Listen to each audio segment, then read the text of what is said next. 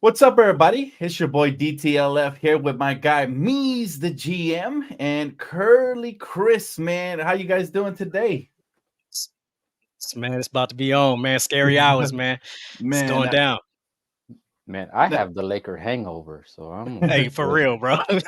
now listen, our guy Jeff, Empire Jeff, couldn't be here with us today, but we Loops. do have a substitute. We do got a guest today, man, and it's a special one. Bro hasn't been here in a minute, but everybody give a warm welcome in the chat to WSN, man. How you doing Yes, today, brother? sir. What's up, family? How y'all been? Long time. Blessed, man. Dove in Man, the building, man. we still breathing, fam. As Laker fans, that's all that matters, right?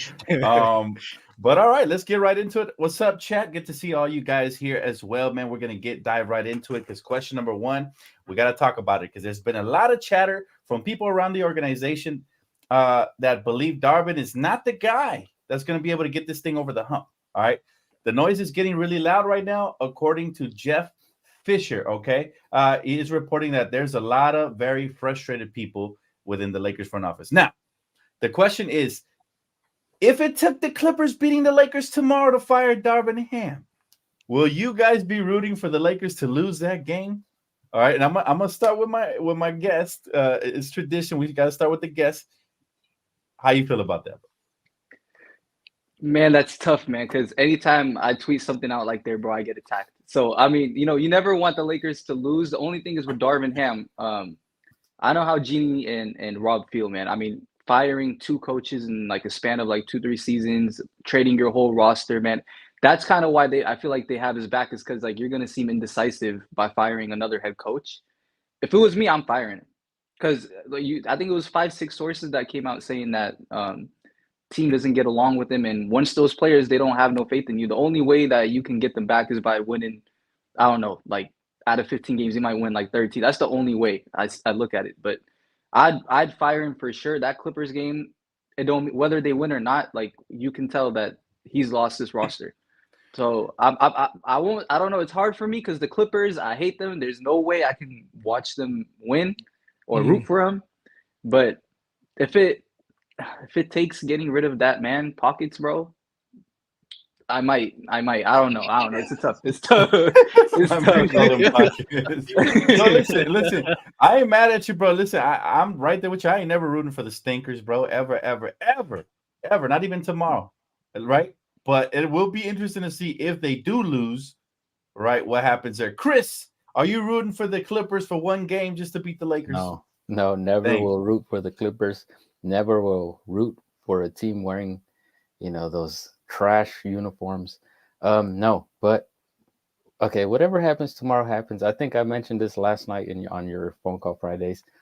Whatever Darvin Ham does from here until the rest of the season or until he's let go or whatever, it's not going to be right. It's not going to be what we want. Not going to be what we want to see. It's he's burned his bridge with the fans, especially. I'm pretty sure everyone here read the comments or saw the video of him saying those comments where, you Yes, know, sir. yeah. When I read that, I'm like, well, you obviously missed the point of being the Laker fan, of being a Lakers coach. You missed the point of just having this prestige, you know, franchise. You're able to guide them. You kind of did it last year, but now it's this is your first. I wanted to say this is, and I think Dan, you might agree, the first full year where we could evaluate him and say, okay, this is now your team. This was your team coming in. There's no trade talks in the beginning of the season, this and that. So right. yeah, I'll never I'll keep it short because I have my popcorn ready for Mises reply. So yeah, I'll never uh F the Clippers. That's all I got to say. I Hell love yeah, it. bro. You came with the he came with the right energy right there. Listen, man. I absolutely agree, bro. Ain't no way any real Laker fan rooting for the Clippers to win no matter what, right? It's always screw the Clippers on this side. Hey, what up, Tara? Good to see you. What's up, everybody in the chat? Can you give a shout out to is that Moy from Santa Ana? Shout out to Moy, man. Shout out to Moy, and thank you, everybody. Get involved in the OC. chat. Listen, if you guys agree or disagree, we want to know. Does the chat want the Lakers to lose tomorrow just so they can fire the coaching and start correcting what's wrong? Or thumbs down if you guys disagree with that, right? Mies, Can't wait Yes, to sir. hear your take, man. We need a brother Darvin special right now, man. Go Hey, ahead, bro. man.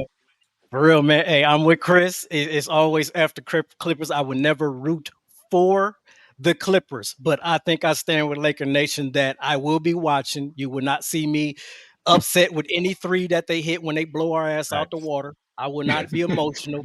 I'm not going to cheer for them, but I will sit back with my feet kicked up like that meme with the fire burning in the back and just watch what happens and just check the watch and keep refreshing Twitter. Because Yep. my thing is, I don't think it's fair to put the players in that position for them to have to play the Clippers to take the L anyway. Like enough is enough. We've already seen the proof is in the pudding. Move on with dude. It's better to get it quicker than later. We don't need to take any more L's, man. And I'm telling you, the second they drop the hammer, you about to see us go on a 5-6 game winning streak, bro. So it shouldn't even take that. But unfortunately, they're gonna drag it along as long as possible. Now we're gonna have to watch another Clipper beat down in our building. But hopefully that's the nail in the coffin. And I think after the game is over, we can get on to brighter things and start talking about us trending upward once this dude is gone, man. And I can't lie. I hated to see. I don't want to beat on the man. He's probably a good dude, but he ain't the coach. Did y'all see my man's face when the buzzer went off in the last game, man? I can't lie. I felt We're it, but talking about Rob Pelinka? We're talking about well, Rob? him, actually both of them, him Yeah. and Ham, bro. It was a bad look, man. Let's get it over with, man. That's how I'm feeling Yeah. about it. Let's move on. Let's get it over with. It's ugly, fam. It's real ugly right now for the Lakers, man. We look disgusting on and off the court right now, to be honest.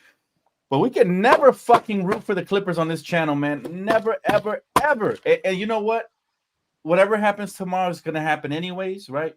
But, you know, it's always going to be screw the Clippers till we die.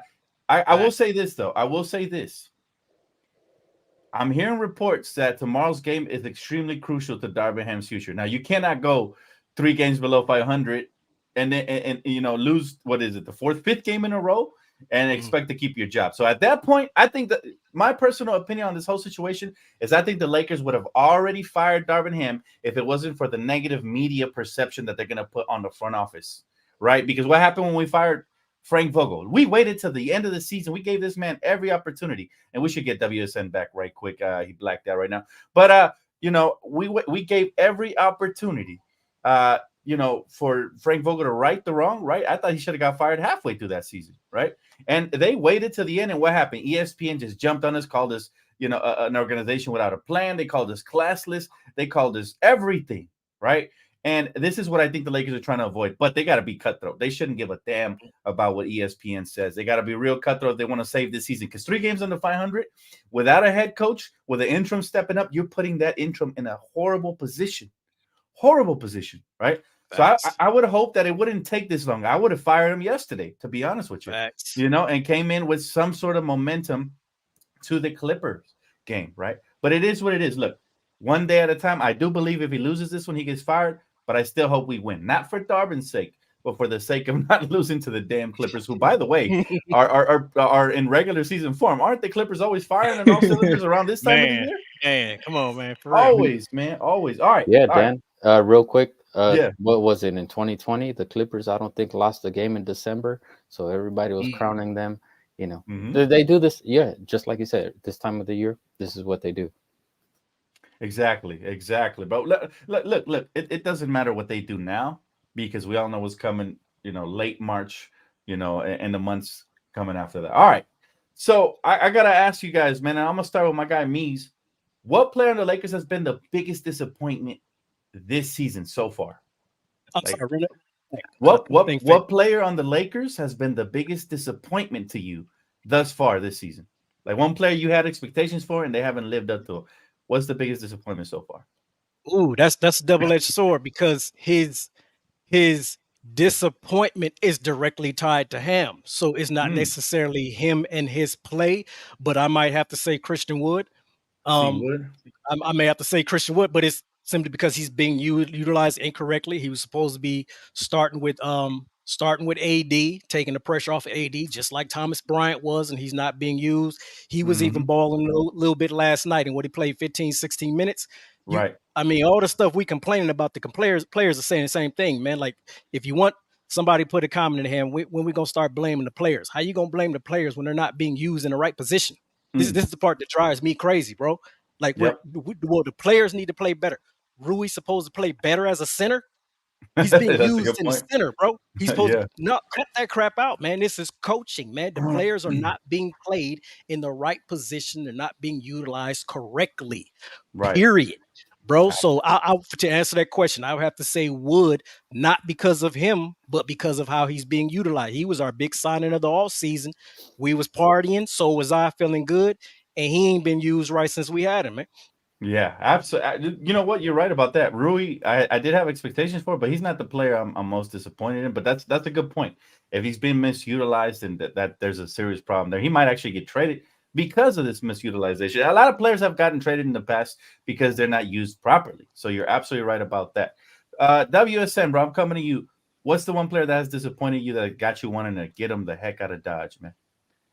You know, I think 2-3 minutes ago, my thing was buffering, and it looks like that loading sign, deloading. Oh, deloading. praise. Man, you know, let me tell you something. I'm highly upset because he's supposed to be our third best player. I think he had a bad month of December, and he had a okay month of November. In November, we were balling. Month of December, we were not. LeBron and AD need that third star to help them, man. I mean, with the money that he's getting, I think he's getting about 21 mil annually. Why not have, like, if Malik Monk is your third best player, you give that type of money to him. Even Lonnie Walker at this point. Lonnie Walker was a good third. Like, I don't know what D'Angelo's doing. I understand, like, things get hard. Darvin Ham's not a good coach. He doesn't put you in positions to be successful. But it's an open three. You hit it in open gym, I'm sure. You hit it when you're by yourself. Like, just make the three. Like, I just don't understand how you can go from being a good shooter to, like, you're unplayable. And then he was talking about he wanted to be Derek White to start the season off. Yeah, no. What happened to that? I 110% agree that D'Angelo Russell has been a huge disappointment. You know, I expect him to get traded at as soon as maybe not as soon as January 15 hits, but pretty damn close. You know what I'm saying? Because that's when everybody becomes trade eligible. Minus Vando, who I think there's some sort of a protection on his extension, but I believe everybody else is movable. D'Angelo, to me, I think has shown his cards, right? I think we know what he is as a player. He's never going to be more than a microwave type player who can get hot at times, but he's no better than a Lou Williams or a Nick Young or any of those type of players, right? Especially because he doesn't play defense. This is why I put him in that category now. Now, we thought he was going to be a starting caliber player who was going to come in here and drop 20 and 8, right? Potentially with all the open shots he's getting. But remember, the LA pressure is different, fam, and not everybody's built for it. So I like D'Lo because we drafted him, but I think it's his time to go. I agree with you, bro. That's a pretty bad one right there. And to me, his biggest weakness is his mental fortitude. I think mentally he showed us how weak he could be in that Denver Nuggets series, and how what's his name, Bruce Brown from the Denver Nuggets got into his head and eliminated him from that series. Individually eliminated. You can't allow a player to eliminate you from a whole series. He didn't have one good game in the Western Conference Finals when we needed him the most. Matter of fact, if he has a good game, it probably translates into a victory because he missed tons of shots, right? And they also were talking in the in-season tournament. If you guys saw a couple videos, they were talking to each other during that Pacer game for the in-season championship. So tell that's still there in his mind. Absolutely. Shout out to Lil Chris Johnson 18, man. He said, we never won on a 6, 7, or 8 game win streak with him. You're absolutely right, because he's not the man for the job. And we're going to get into that further, and we're going to talk about why he's not the man for the job. But Chris, who's the one player that has disappointed you the most on the Lakers this year? I don't have one player, but I do. I want to say I'll take a little pivot. I want to give credit to Seawood just because of the way they've been playing him. Also Rui, you don't want him to be a spot up 3-point shooter, to be just like Seawood. They have him in the corner. You could see it. They're out in the paint all the time. But I've said it before here on the show. I was expecting Vando to have a big step forward. I don't know if it's because of injuries we've seen him be I want to say a step slower than what we saw him last year. Oh, So yeah. I want to say he's still maybe not 100%. You could see that Cam is also not 100% because he also looks a step slower. Although last night he did have a little pep in his step. You could see that he was like active. Might not have had the best offensive game, but you could see him at least on the defense moving, right? And we haven't seen that in a while, just because of I'm not sure what kind of injury he had. I don't remember, but you guys might. Right. But you know, we love the guys. It doesn't matter what position you're in. If you could just stay active on the defensive end, hands up, keep your goddamn hands up. I'm tired of guys with their hands Yeah. down. Hey, you don't see this no more, bro. It's like, come on, man. The 3-point defense is atrocious this year, bro. We're not guarding a damn What thing. is with that? Oh, can I please chime Go in ahead. on that, bro? Please. Go ahead, Can bro. I Go ahead. please? Go ahead. This is what kept me up last night, man, and it happened again. I want to go back to the Dallas game when was it Dante Exum Oh, lit us up, and I forgot to mention this in the last ATL. Darvin Ham said one of the most atrocious things I've heard in my life. They asked him about, did you think about maybe doubling or covering him instead of sagging off? He says, according to the numbers, it told us to sag off of Dante. Unfortunately, he just made shots. It's a make or miss league. I've never heard nothing stupider from a coach in my life. This lets me know without question, you do not know what you're doing. The analytics told you one thing, but your eyes watching the game, you weren't able to adjust to what you were seeing in the game, but you stuck to what the computer told you. That is the direct problem what's going on with today's basketball when you can't make adjustments from common sense. And you let this dude go off for 7 threes because the numbers told you to sag off, and it happened again last night. And all on Twitter, talking about, well, you can't stop threes. It's just nights like that happen. No, this is the worst 3-point shooting team in the league. I don't want to hear nothing about no shooting 50%. That was coach again, sagging off because of the numbers told him one thing and allowed them to blow us out from 3. That is not a player personnel situation. That's not a roster situation. That is a Ham situation. 150%, and he's going to do it again. And if he's still here and we end up playing, say, Denver in the playoffs, what do you think he's going to do against Denver again? Start AD at center just like he did in the first game of the season, having learned nothing from the playoffs, not having watched any of our Frank Vogel footage when we beat them going Twin Towers. He's going to do the same crap again and again and again, bro.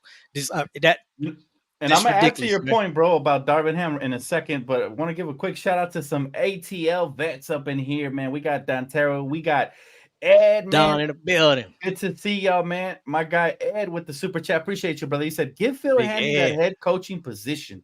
He said, much love. Listen, you're absolutely right. I think interim coach, you can't do no wrong. And to add to what Mies just said, he just preached to the choir right now. All right. I have a huge problem with Darvin Ham saying that he has a problem with people living and dying every game, bro.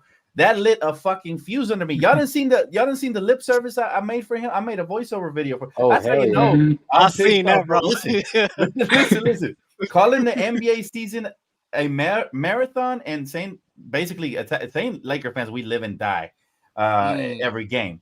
Listen, we're diehard Laker fans, man. That's what I was saying.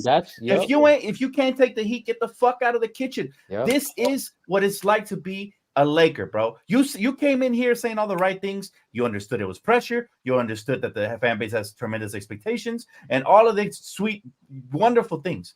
Guys, he just said the opposite. He did a 360 last night.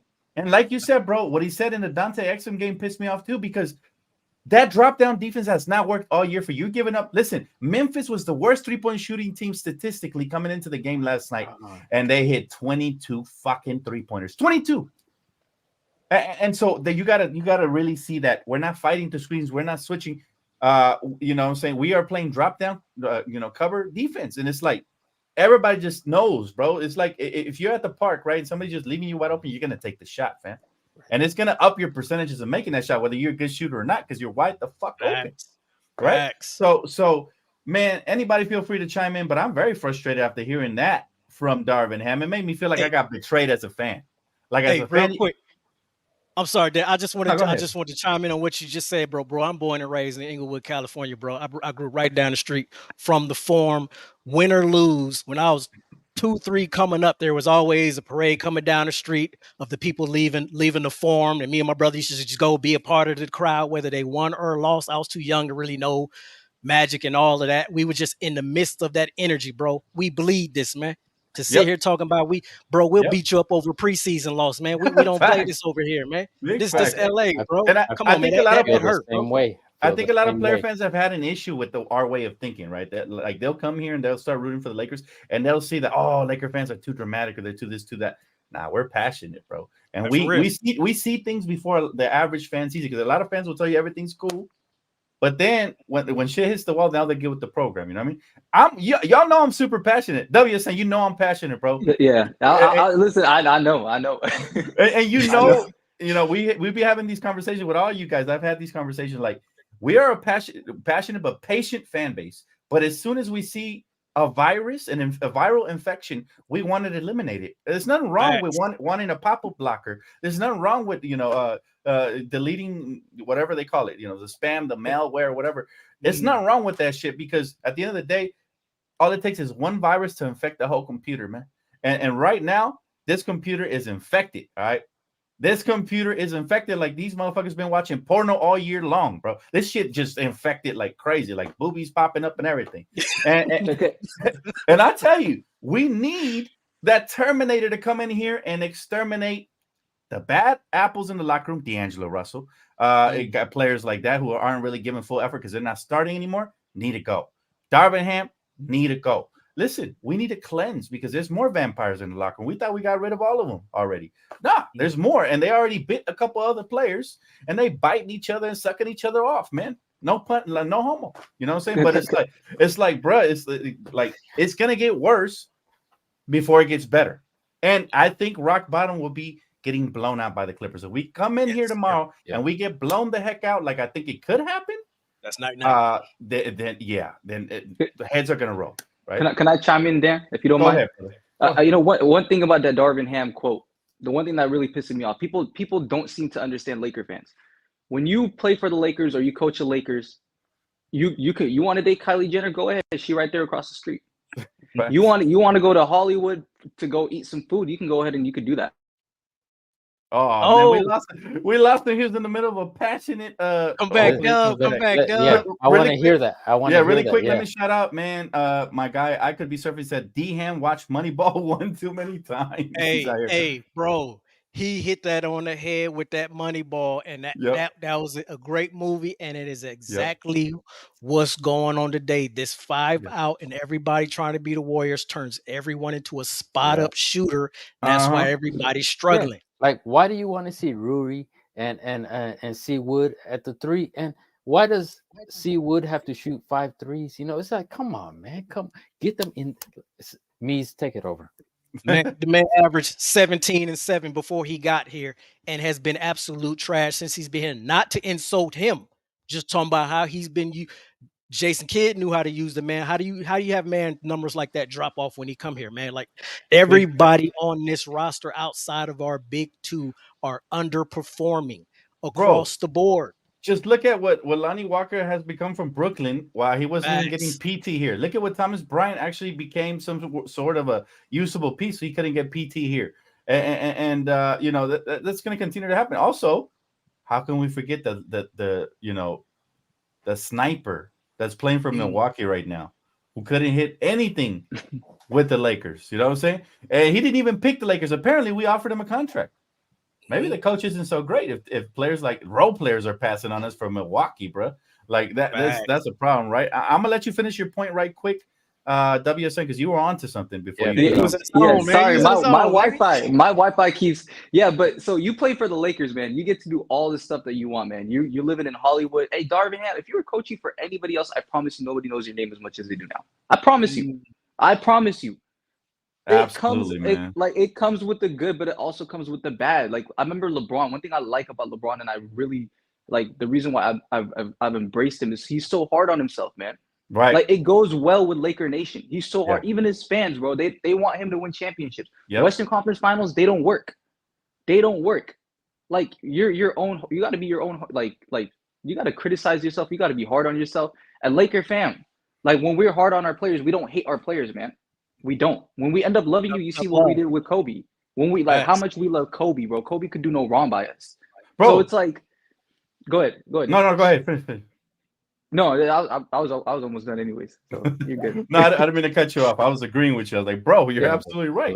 And it shows with AD. We were so hard on AD. Now look what he's doing. We give him love every single freaking night. This is what we wanted from him, right? This is why we were hard on Anthony Dog Davis, because we know what he is when he goes ham. People were saying he's not capable of scoring and defending.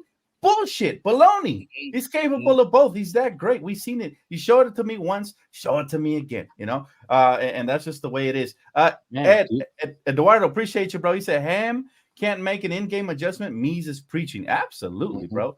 Me's always been preaching about Ham, bro. He's been on his head from the beginning. Hey, man, I'm sorry, man. It's been built up, bro. And Dan, if you don't mind, man, can I speak on Malik real quick? Cause you brought up a great point. Let it go. I did a video last season highlighting D'Lo and Malik, more so Malik Beasley and his issues.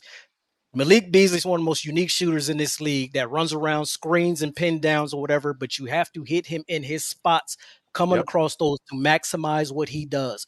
When we first made the trade, all of Laker Nation, Stephen A. and everybody was talking about the Lakers finally got their knockdown shooter they've been looking for. He was shooting lights out, dropped a 27-point game. What happened right after that? D'Lo sprained his ankle and LeBron got hurt back-to-back games, which means he don't have the playmaker to get him going in his spots. So Austin Reeves was balling. Malik was sent to the bench, never to see daylight again, playing next to Dennis Schroeder. This isn't Malik struggling. You have to put him next to LeBron and D'Lo to get him going in his spot. He's dependent on the playmaker and the star's gravity to get him going. Once Ham put him to the bench, he never put him back next to LeBron and D'Lo again, and we just wasted having one of the best shooters on our roster again. Darvin Ham, bro. And now we're looking for the shooter that we had, and he's over there shooting lights out in Milwaukee, man. This is the type of stuff that pisses me off, bro. Big facts, bro. He's an expired ham right now. He's expired ham, and ain't nobody cooking that shit. You know what I'm saying? Like Fresh Out Hip Hop, man. We appreciate y'all, man. Thank y'all so much for showing love. Everybody go show love to Fresh Out Hip Hop, man, for everything hip hop and more. Them dudes are real grateful, man. They had me over there, man. Very gracious host, man. I appreciate y'all, man. We got to get y'all on this panel at some point as guests, man. Listen, guys. We still not even halfway to what we got to cover. So sit tight. Also, at the end of the video, I'm gonna give you guys one player that could solve, I'd say, about 75% of the issues the Lakers are having right now that we should trade for right now. Controversial player, by the way. So man, you got me excited about that. I don't know. Y'all know DTLF likes to think outside the box, so that's what I did, man. I slept on it, and I'm like, yes, let's make this trade. All right, Marcellus says, would you trade for Chris Paul, Kuminga? No, Chris Paul actually just fractured his hands, which segues us into the next topic, bro. But thank you for doing that, because that was question number 4. Shout out to you for the super chat, though, bro. Appreciate you. Chris Paul, guys, actually just was diagnosed with a left hand fracture last night. Right, the team says he'll have surgery next week.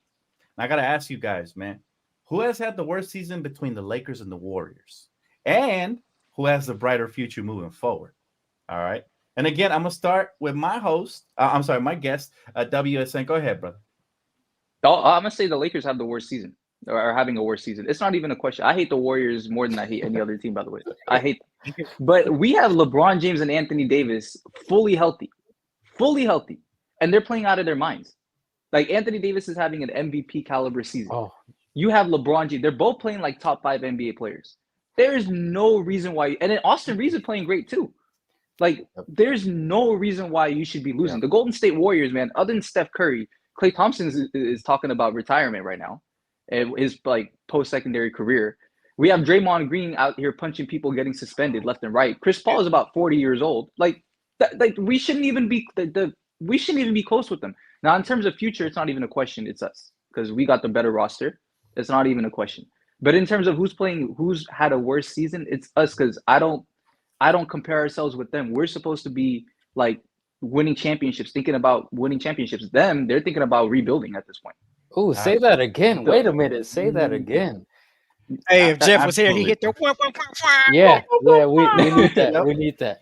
No, listen, you're absolutely right, bro. I agree with you. Let's go to my main man, Chris, man. What you got to say? And shout out to Fresh Out Hip Hop once more. Yeah. Ham has to go. Salute DTLF. Salute my brothers. Go ahead, Chris. Take it away, No, man. I'll Who's got the make it. worst season? I'll make it easy because it was perfect. WSN, it was perfect. So I definitely want to hear what Mies says, but I agree 1,000%. Yeah, we're supposed to be on a higher level, and that's maybe what Ham doesn't understand, and that's why he said those comments last night, because he doesn't get that we invest more than maybe some of the players. I don't know.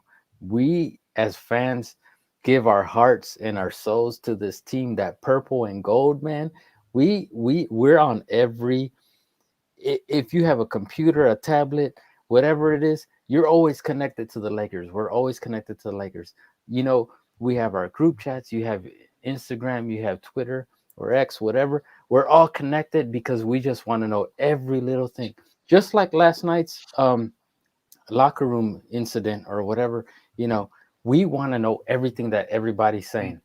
When LeBron says something like, "Hey, my son could play now," we all take it as like, "Damn, you know, yeah." So we're that connected.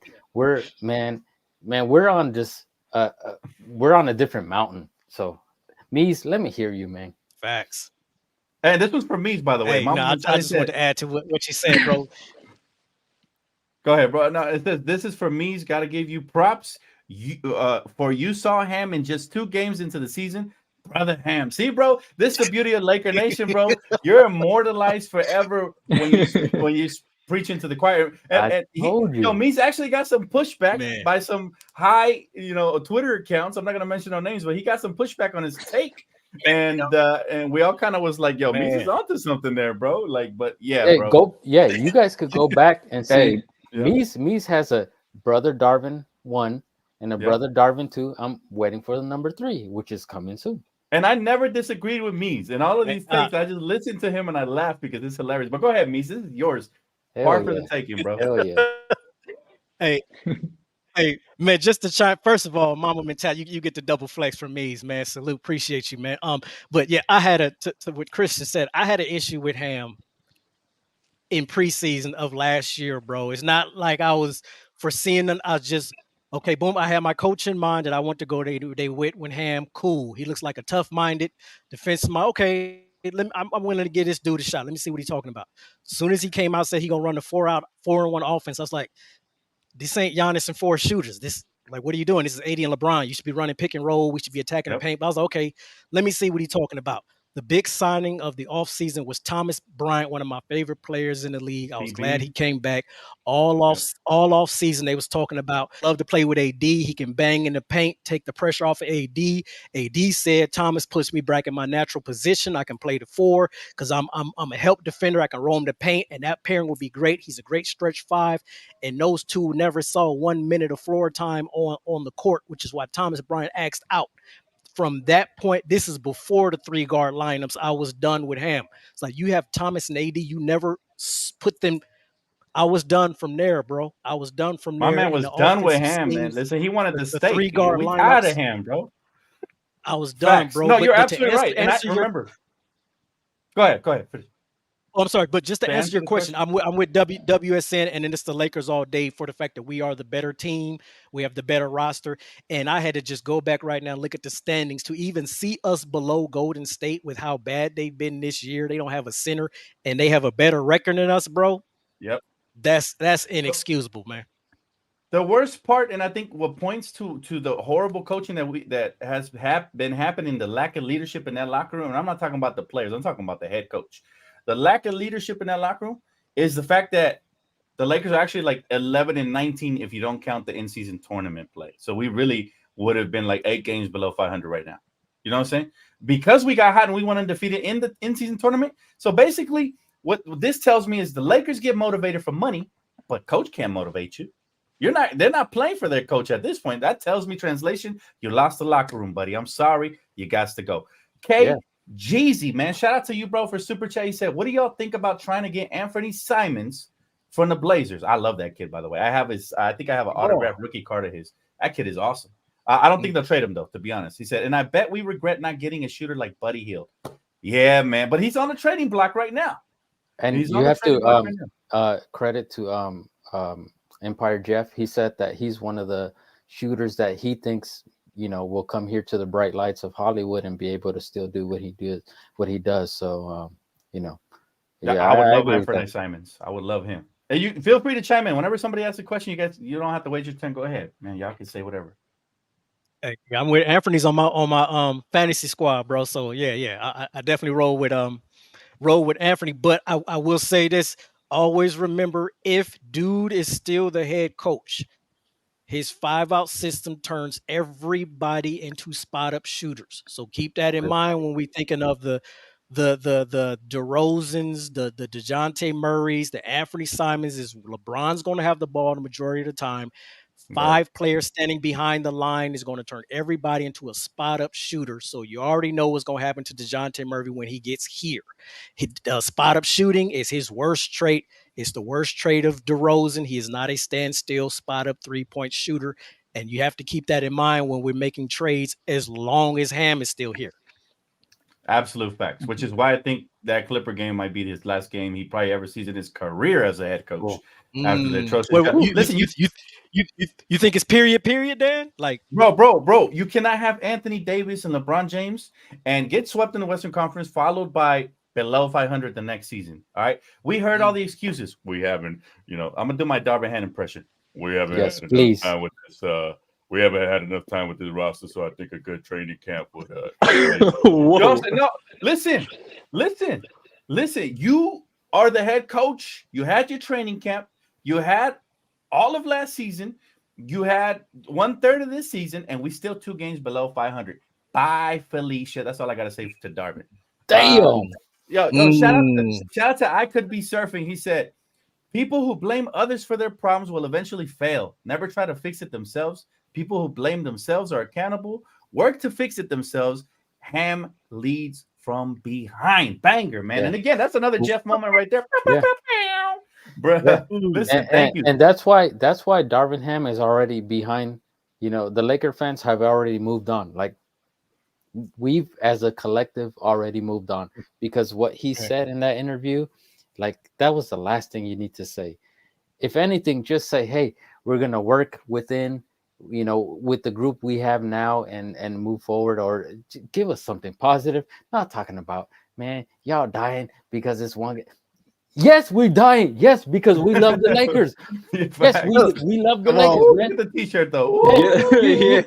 Man, product placement. I don't even know how much to tell you that I love. I could do. I have like so much stuff here. Oh, here we go. It's just like it's the museum, baby. Don't tell me that I don't love the Lakers. Don't tell me that I'm dying every game. Yes, I'm gonna die every game. Yes, I love LA and I love the Lakers. I love them. I'm gonna do whatever I gotta do to support them. And everybody here has seen that I do whatever, man. Yeah, man. We all die. I wish they would love themselves. I wish they would love themselves as much as we love them, man. I mean, it's funny. 2020, man, when we won that championship, if y'all remember, Anthony Davis said something. He said we had like an agreement, like we're not trying to lose 2 games in a row. That's the mentality you gotta have. I mean, I remember people early on in the season, they're like, man, y'all are so negative all the time. Every time Lakers lose, that's the mentality you're supposed to have. Otherwise, you're not gonna win a championship. Thank you. You know what it is, bro? It's a golden standard. A lot of people are not used to that golden standard. So when they can't reach it, they start complaining about everybody else expecting that. That's what it is. Sorry, Dan. Do you guys remember when Kobe was still here and they would never lose 3 in a row when they were on the championship run? Mm-hmm. Please, like, who like that just shows you the mentality that we have, as fans. Like, once you see there's 2 losses in a row, we're like, okay. Magic Johnson, Kareem, and all the greats that came before Kobe, and all of them set the golden standard. Kobe followed that. LeBron and AD have to follow that, and in order to do that, they need the proper tools they need the proper tools. Yes, but we got this is around the league, so it's almost 40 minutes talking Lakers, man. But hey, listen, it had to be done. We had to get surgical. But now let's switch it a little bit. Let's talk about the New York Knicks. Okay, because they are now 3-0 after trading for OG and Anunoby. All right, whooping the 76ers and beating the Timberwolves amongst the 3 games. OG and Anunoby is now plus 74 in 106 minutes. All right, he's played with the New York Knicks. I gotta ask you guys. I'm gonna start with Chris. Are they legit, or are the Knicks fool's gold right now? Wait, you're muted, brother. You are muted. No worries. Sorry about that. I think they could do something. I think just like me said, you get that new energy, you get that new feeling like, hey, we could do anything, we could take over the world. I think they could do something. I don't know how far they'll get. I can't predict that, but I do think on the East, at least as me being I guess you could say secondary Knicks fan, it's always Lakers first. Yep. Never Clippers, and then the Knicks. So I have to throw that in. It's not that I'm a LA fan. Yes, I love Los Angeles and I rep to die, but that's for the Lakers. I think the Knicks can do something. And then you never know with Tibbs, and OG on the defensive side. I think they could do some damage. And then you have to remember, let's say a 7-game series, they'll be able to tie down and focus. I think they could do something. I'm not expecting too much, but I would love them to go a couple rounds into the playoffs because it makes for good TV. Same thing with LA. Like when they were in the Western Conference Finals, we're all focused and we're all watching it. Yeah. And then if I've said this before, if both those teams could just somehow figure out, just get deep into the playoffs at the same time, and maybe, I've said this before, one day reach the finals together. Oh my gosh! That would be a dream. Box office. For yes, sure, sir. Man. I gotta come to my guy WSN though, man. How you feeling, bro? Knicks fool's gold, the real deal. How you feel? Man, much like Chris, I love the Knicks in terms of I like the fact that it's New York and their fan base is just like us, man. They be holding them accountable. I would love to one day be able to match up with the Knicks in the finals. That would be amazing. But in terms of will they go far? I don't think so. I think they can make some noise in the playoffs, and that's if they're able to get to a high seeding. But I mean, Jalen Brunson has proved me wrong. I always knew he was good, but I didn't think he could be the first or second best player on a championship team. He's proven he can at least be the second best player on a championship team. Right. And OG Anunoby, man, one thing about him is you could pretty much put him on any roster. He's gonna make a difference. Oh, yeah. Warriors, y'all missed out on him.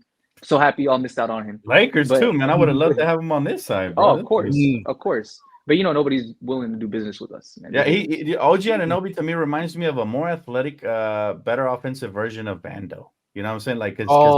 He can switch more positions. He can guard. And he can actually knock down the corner threes, and then he attacks the rim with. I think Vando's biggest weakness to me is that he hesitates way too much.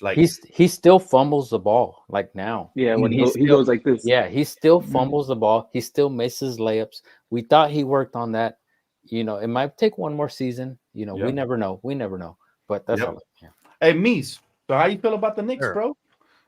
Man, like Chris, man, Chris and Dub, the Knicks have been my little brother's secondary team going back to the Allen Houston and Spreewell underdog days, man. I used to love that squad.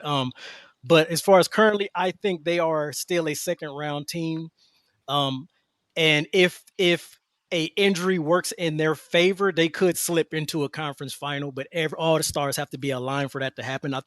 So I think they're a second round team. I still think they need one more piece, one more maybe all-star, something to get them over that hump, to get them to the conference finals and maybe try to sneak past a Milwaukee or something like that. So for now, I still say second round.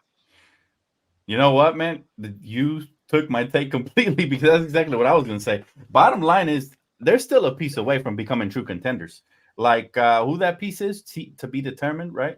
But they are going to scare some teams because Jalen Brunson, listen, I scouted him since he was in Villanova. I wanted him to the Lakers. All right, there was a video. I remember that. Yeah. Yeah. I had him as a top 5 pick. Yeah. I wanted him to not top 5 in the NBA overall, but where we had the pick at the time, which was a late first rounder.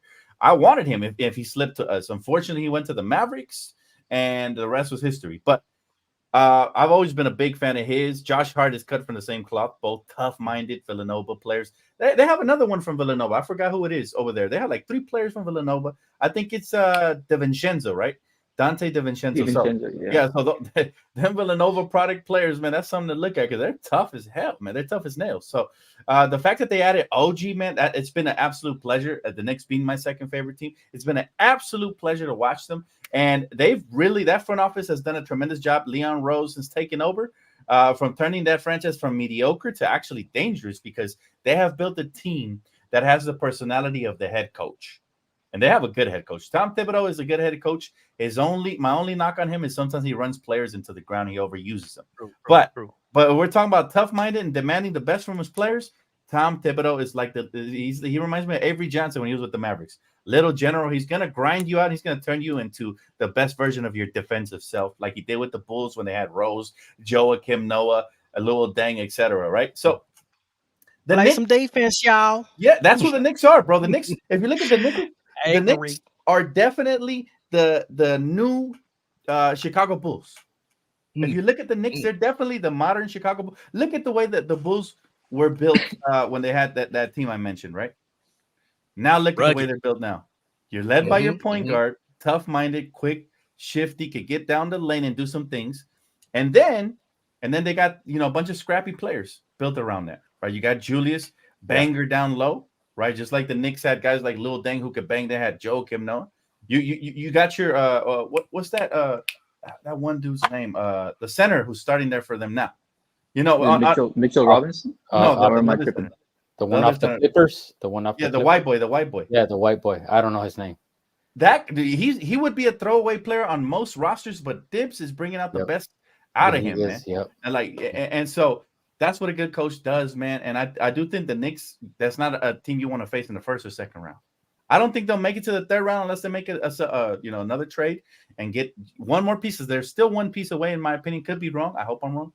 But they're dangerous, man. They're scary. Yeah, they need ownership over there, James Dolan to kind of step away. Let the people that know what they're doing do their thing and stop trying to step in and I think that's what they're done, bro. You think that's what is happening? Yeah. So they're a lot more. They have a lot more credibility, man, and they're doing things the right way. I might get burned for this, but does Jeannie Buss need to do that, or is that going too far? She's hands off. She's been hands off. She allows the front office to do their thing. If anything, I would like to say that I wish she didn't involve so many of her friends, like guys like Kurt Rambis and stuff. But I think Rob has done a tremendous job, and I think he'll continue to do that. Yeah. We'll see after this trade deadline, but I think he'll continue to do that. Yeah, they're all on our eyes. Yep. Good. All right, now we've had a chance to look at Wemby for about 30 games or so. All right, and no game was more. Hartstein, that's the player I was talking about. Isaiah Hartstein, that dude is he's pretty solid. Yeah, bro. So we had like about 30 plus games to look at Wemby, right? You see how great he looked versus Giannis the other night. Who went last time? I completely forgot about the order of business, but whoever wants to go could go first. What do you guys think of? Do you guys see MVP potential in Wemby? And also, who's your pick for Rookie of the Year? I'll let you. Whoever wants to go first, go ahead. I'll go. Yeah. So I'm gonna say this. Wemby's a generational talent, man. Ooh. I mean, I don't know, man. Like I wasn't that big on him coming in. I was not that big on him, but the man, like the movement, like even the footwork, like he's 19 years old and he's out here moving like that behind the back dunk. He's able to shoot the ball. He's able to pass. He's able to do everything. Like if he was not on the Spurs, this man, like he's different, man. He's different. I was worrying about injury, but he got back up the other day. I think he sprained an ankle. Yeah. And he got back up. Like you can tell that man is durability is going to be a question, but playing through it, like that man is definitely going to be persistent, man. In terms of who's going to be Rookie of the Year, I still got Chet Holmgren. And I only say that because his team is winning. I know he's got I agree. I know he's got Shea, and I know he's got all the other young cats, but I still think Chet. I love Chet's mentality, man. No matter what, that man's mentality is just like it's what I want every NBA player to have. Great take. And honestly, rookie of the year is not about who has the brighter potential in future, right? That's not the question. It's about who's having a better season. And Chet, statistically and record wise, is having a better season. To me, he's the runaway rookie of the year. But you know, the NBA is really soft, fam. And they might do like a co-rookie of the year. They should not do that. It looks corny. Just give it to the player, right? Chris. Yeah, I was gonna say because I want to hear Mies at the Oh, end. Mies, then go No, ahead. no, no, no, no. Let me go. I want to Okay. hear Mies's closing argument because he's fantastic. Okay, so yeah, I agree. Yeah, Chet is gonna get it. But I did want to bring up a conspiracy theory that I was watching. It seems like Wemby doesn't get as much touches as he should. It doesn't seem like he gets he should get so many more lobs than he should. I've seen a lot of videos and I've actually watched some of their games. So, if you guys want to call me out. But I've watched some of these games where he's wide open. The guy is 7'2" or whatever. I want to say 7'5". Shit. 7'5". The guy is like this, right? So you see him wide open and he still won't get the pass. So what I watched a few games. So I was thinking, what if Popovich and the ownership group don't want him to be so big? Don't want him to be this like I like your theory. World superstar where he just takes over in the first year. They want him to, the San Antonio way, take it slow, get progressively better and better and better, and not just take over the league in your first year.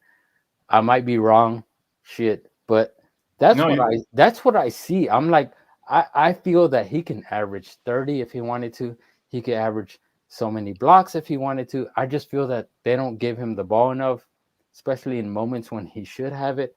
They don't give him the lobs. They're like, hey, I'm gonna shoot it, you get the rebound, whatever. You're onto something there, Chris. You're onto something there, and I'm gonna add to your point because I believe there's a different reason. And feel free to chime in, Mies or WSM, but I feel like there's a different reason to why they turned him into a system player. If you've been watching, we have League Pass. If you've been watching, Wemby is a decoy most of the time. They utilize him to get other guys wide open shots and opportunities. Now, I believe there's two reasons to add to the one you just said, because I think that's a great reason, right? They don't want him to outgrow the team. Reason number two is because they don't want his star to rise, because what happened the last time somebody's star rose? They got burned. Kawhi Leonard, right?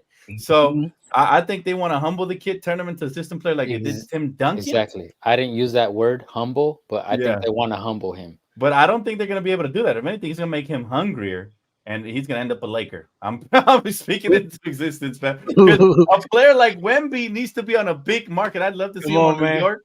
I'd love to see him in LA. Miami. You know what I'm saying? Like, he needs that type of attention. We haven't even really talked a lot about Wemby, not because of the record, but because he's in San Antonio, that boring ass old town. Ain't nobody trying to watch that, but I do watch because I'm a big fan of Wemby.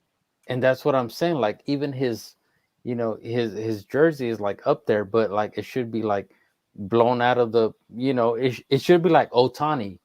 He should have been like Ohtani. Yep. If, you guys know baseball. Yep. He should have been the Ohtani of the NBA, where just like immediately everybody's like, okay, now I'm a San Antonio Spurs fan. Don't matter what. Yep. Because he's a unicorn, for sure. For sure. You're absolutely right. Mies, who you got, bro? Rookie of the year and all that. And are you impressed by Wemby? To get on first work of the year, I agree with all you. It's Chet. He's on a winning team, putting up great numbers. They're gonna make some noise in the playoff, and winning definitely matters. But to piggyback off of what you said, shout out to Dan, because in the off season when we was talking Wemby, you called it out from the jump, and we was talking about where we would want him to be drafted.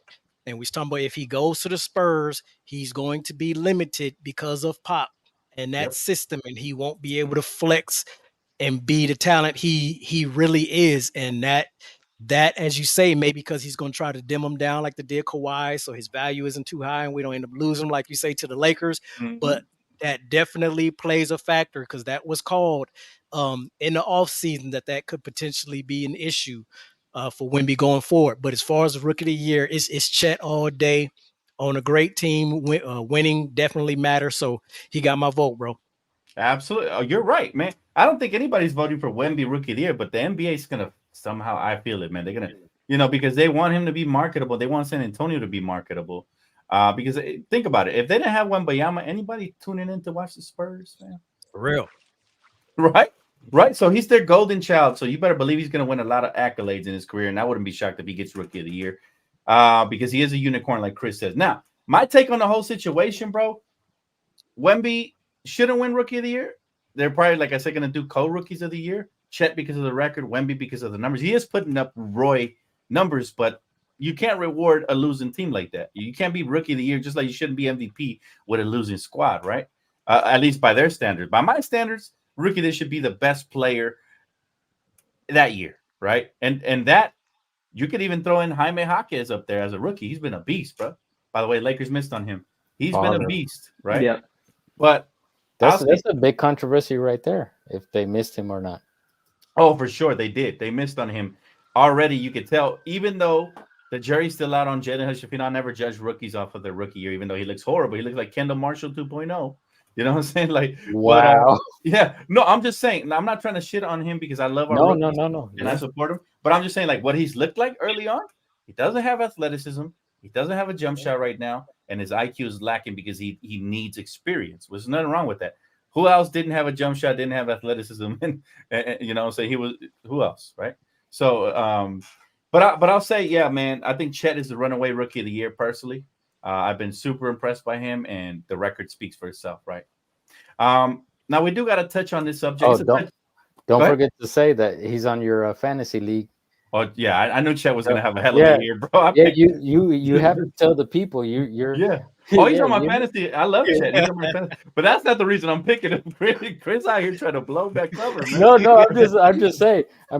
That's bro said he's on your fantasy team, bro. Don't forget it. No, you're right. You're right. Well, you know what I mean is that you're smart enough to like, oh, let me get this fool because he's gonna be balling. I didn't do it. You know what I'm saying? But you got Wemby. Hey, you don't sell yourself short. You got Wemby, man. And only because people slept on him, and I'm like, well, let me take Wemby. Yeah. No, I got Chet too. I forgot. I got Chet on my fantasy too. You do? You have Chet? Okay. Yeah, I forgot. I forgot.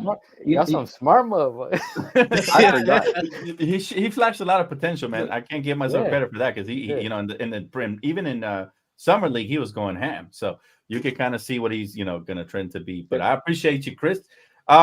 We do got to talk about this though, man, because this is a very touchy subject, man. Kobe fans, stay in the chat if y'all want to hear about this. But NBA players are finally starting to push back on mainstream media's disrespect of the great Kobe debate, man. Because mainstream media have been pushing him outside of the top 10 recently, talking crazy, man, brainwashing the casual fans, talking about he's not even top 5, right?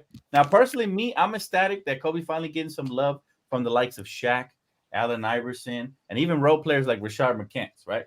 Now, what are your guys' thoughts on this, man? We lost Chris for a little bit. I'm sure he'll be back. But let's start with me. What is your thoughts on Kobe finally getting the love he deserved, man? And Stephen A. being called out. It's been long overdue, bro. I mean, and yes, we got to see every dribble of this man, but it's just I always felt some kind of way where if people can have an even debate whether it's Jordan or Kobe, and you're entitled to your belief, either or. If you say Jordan, cool. If you say the other, cool. But how is it Jordan and Kobe's nowhere in the conversation? If these dudes are neck and neck on who's better and who's greater, like he should be. If it's one, then he should be 2.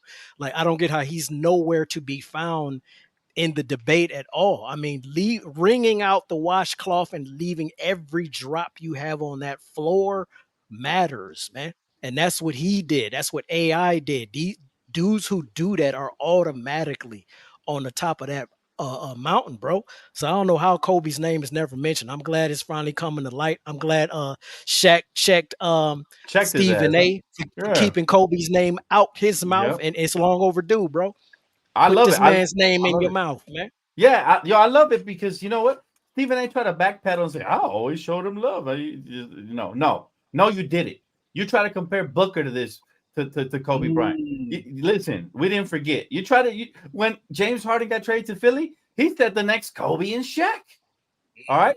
that is disrespectful. These are players that ain't accomplished shit in their careers, and here you are trying to like these guys call trying to shit on Kobe Bryant, man, trying to elevate somebody else's status. You know what I mean? But WSN, bro, how you feel about the whole situation? Well, here's the thing. So the question is who's in your top five, right? Like who's the top five greatest players of all time? The question isn't who are the top five most unique players of all time or best unique players of all time. Because the only argument people have is Kobe Bryant plays like Michael Jordan. That's a dumb argument. Michael Jordan's arguably the greatest player of all time. Yeah. If you get what I'm saying. Yep. So in terms of Kobe, people are forgetting, bro. He's the same guy that told Shaq when Shaq fouled out, "Hey, it's all good. I got this." How old was he? Early 20s. I got this. Shaq left. He won 2 championships alone. People are patting Steph Curry on the back and putting him in the top 10 for winning 1 after playing with Kevin Durant and that Golden State Warriors team. They put him in the top 10. Kobe won 2 against the Boston Celtics when they on those 4-star players on one team. People are forgetting, man. I mean, and he did it alone too, like Smush Parker and all them. Like he did it alone. Y'all still remember those playoff game winners versus the Phoenix Suns? Took him to overtime, hit the game winner. Like people are forgetting this man was the best player in the world for how many straight years?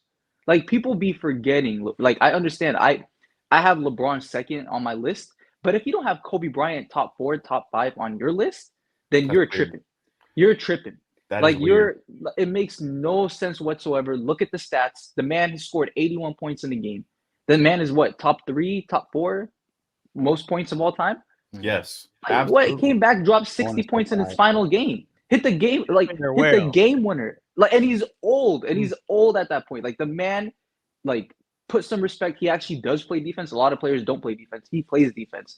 Like y'all are like people are forgetting, man. Go back and watch some tape. Kobe Bryant was the man. Kobe Bryant is for sure at least a top 4 NBA player, minimum.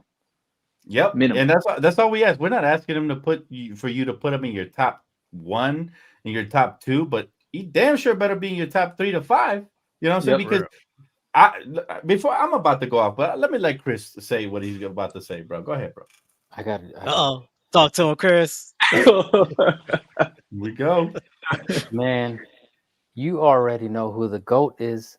It's Kobe Bryant. That's my GOAT, and I'll always rock with him because I saw him grow up from this little player in the Forum. I saw him play those years sparingly in the Forum with Dale Harris. I saw him grow up at the Staples Center. I saw him and Shaq just win championship after championship. I was lucky enough to go to all 3 peats. Love it. I have the pictures. I still have the Polaroids of them winning championships. Polaroids, bro. Me and my homies were so dedicated that we used to sleep over the night at the Staples Center to get as close as we can to the front row of the stage. So we got to see Mark Manson doing his thing. Dan, you already know what I'm about to say. Yep. We got the Court Kings gear. Show Banger. Banger. Listen. If Kobe is your GOAT, there ain't no better way to rep it than with this t-shirt. And listen, we're gonna be dropping something like this every month, at least 1 or 2 things to memorize the great Kobe Bryant. This is the year of the Mamba, man. Shout out to Chris for bringing this up, man, and segueing to this little. Listen, free shipping still. We wasn't supposed to have free shipping in the new year. We're still doing it for the people, yo. They're still doing for the people. Man. That's hard, man.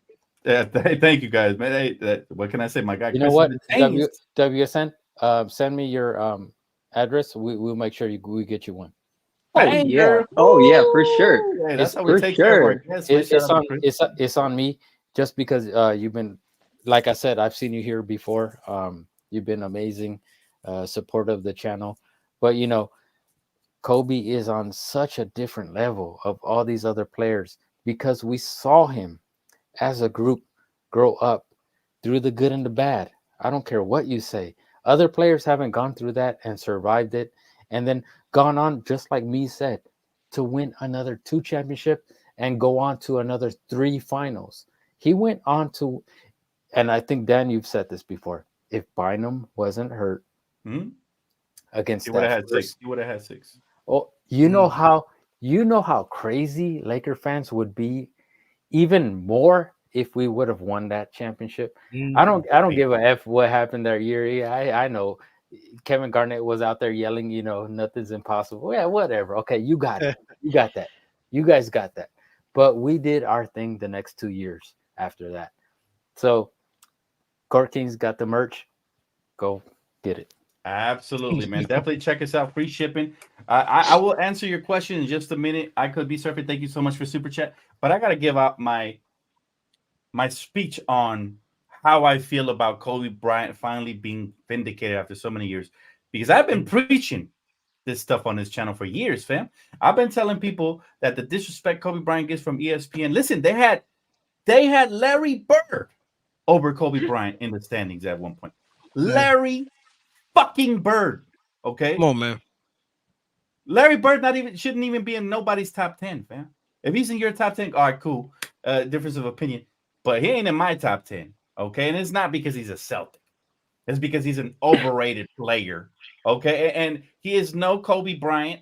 I'm sorry. I know people love him because of what he accomplished in his time. But how many championships did Larry Bird end up with? I don't even know. True question. Right? He got three. Three championships. My GOAT had 5, and he had 2 separate Hall of Fame careers in 2 different jerseys. Okay. Mm-hmm. He had a Hall of Fame career number 8. If he would have retired as number 8, Hall of Fame career. If he would have stopped right there. Then he had another Hall of Fame career as number 24. Plus, here's a fun fact that people don't really mention when we talk about the Kobe Bryant versus Michael Jordan versus LeBron debate. This is what they don't mention, is that Kobe Bryant did it all with one team, meaning he stayed through the tough times. He stayed through the rebuild. He stayed through the Achilles injury. He stayed through, and he kept grinding, fam. He kept grinding. This is why he's my GOAT. Michael Jordan didn't even stay with one franchise. He went to the Wizards. We know LeBron James is the GOAT of going to different teams and bringing championships. But my GOAT stayed with one team through the struggle. Yes, he requested a trade. Okay, that's fine. But he still stayed, even though after we got him the piece he deserved to compete with. That's all he was asking for, one more piece. And let's be honest, man, when we look at the culmination of talent, all 3 of those players, because to me, that's the holy trinity. LeBron James, Kobe Bryant, Michael Jordan. I think those are the top 3 GOATs, in my opinion. And I don't think I put anybody over them. Even the great Magic Johnson, even the great Kareem, they're all great in their own right. But if we're talking about the 3 cold-blooded killers in the history of the NBA, those are the ones. Those are the transcendent ones. Curry doesn't even touch it with a 10-foot pole, right? Because those 3 right there, players, are the closest thing to perfection that has ever graced the hardwood floor. Because those 3 players played on both ends of the basketball. Those 3 players by themselves can lead you to a championship. They don't need no Kevin Durant's.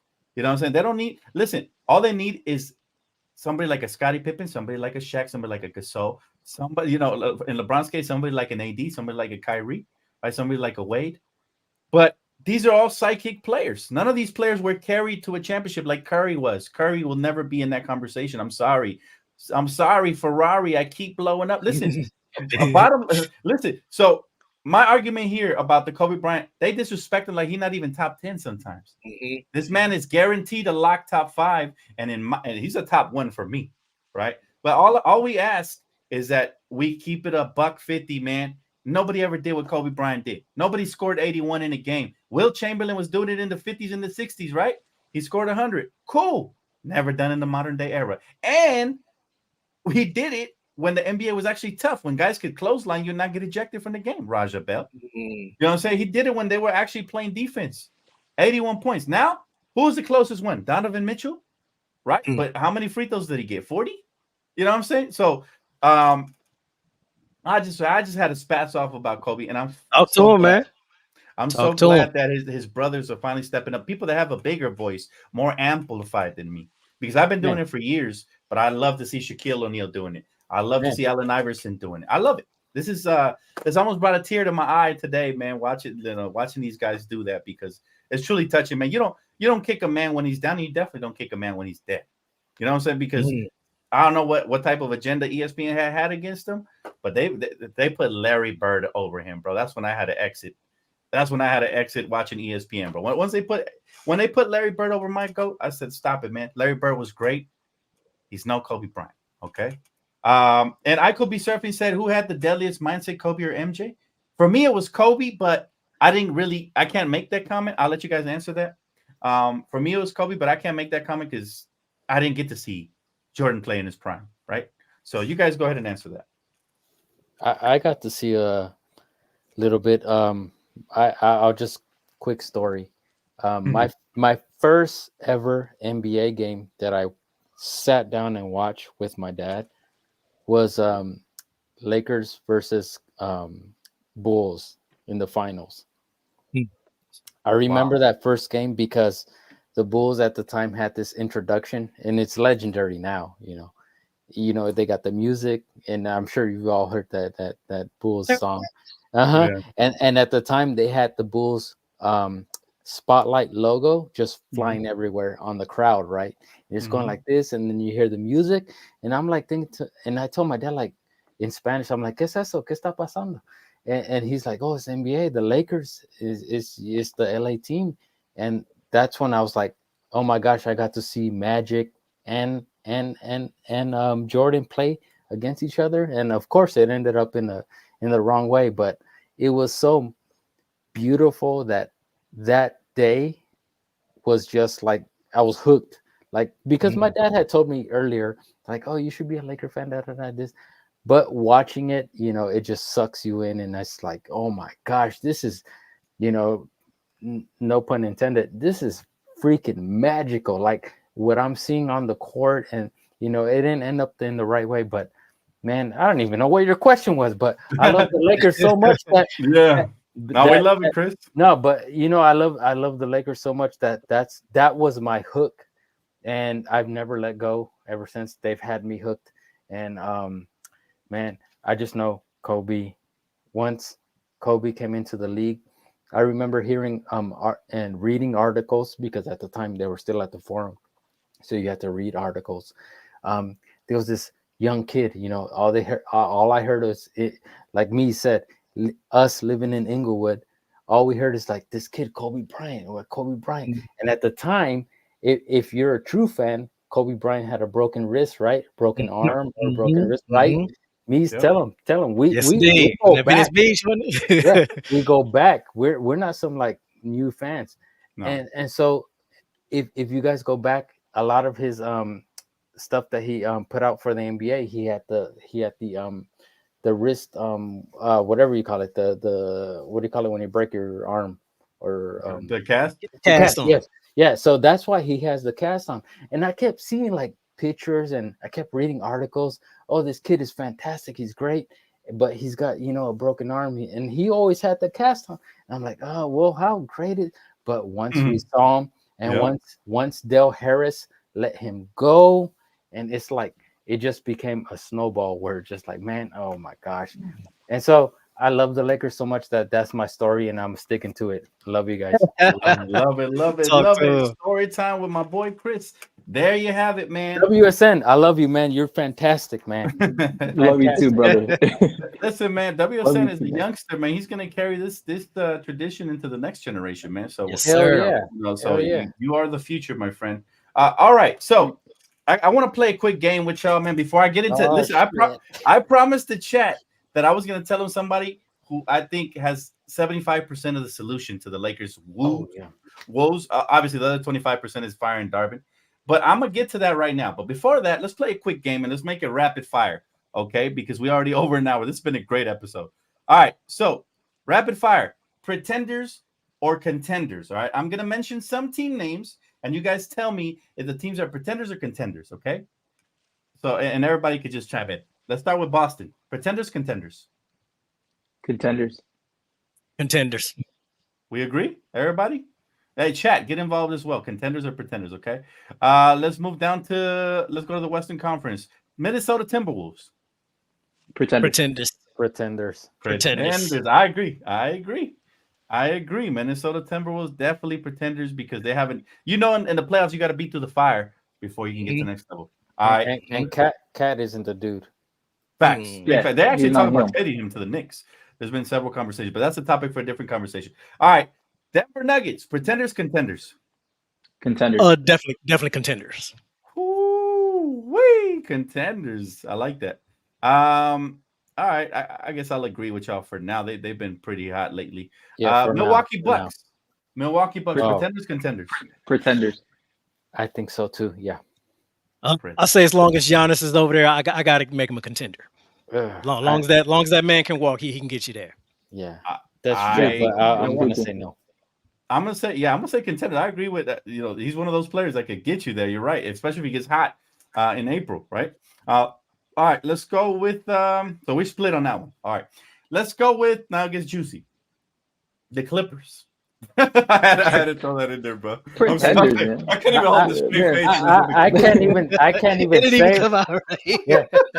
Yo, I'm sorry. I can't even say what I want to say because listen, two of the Clipper fans that watch me probably daily got a massive stiffy when I say Clippers, man. They thought we was going to take them serious for a second. NGB, what should I say? NGB. Oh, tell me. She called it. Everybody, yo, that's crazy. But I can't even. Okay, Lakers. Though now we get serious. Lakers, pretenders or contenders, as we are right now. I'm sorry, I gotta be truthful, man. Right now it's gotta be pretenders, man. Until that Pockets is gone, bro.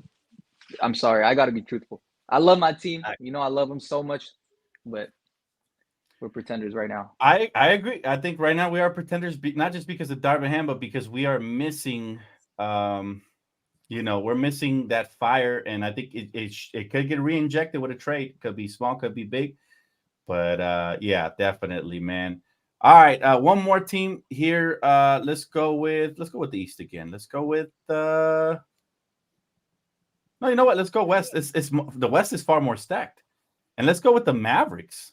All right, pretenders or contenders? Contenders. I will see. They got my two favorite players. Yeah, for real.